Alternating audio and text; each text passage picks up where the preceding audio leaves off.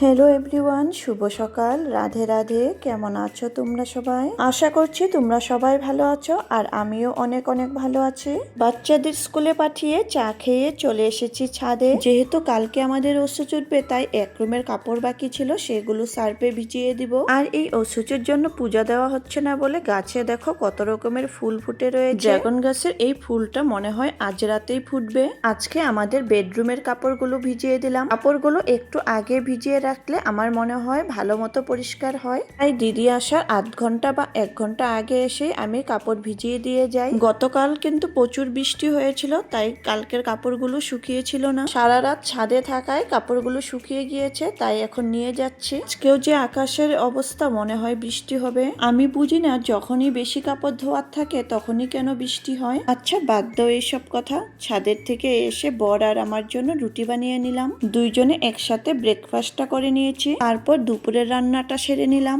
দুপুরের রান্নাতে ছিল পনির, পুঁই শাক, ডালের বড়া, চালটার চাটনি। সবশেষে ভাতটাও বসিয়ে দিয়েছি, হয়েই এসেছে।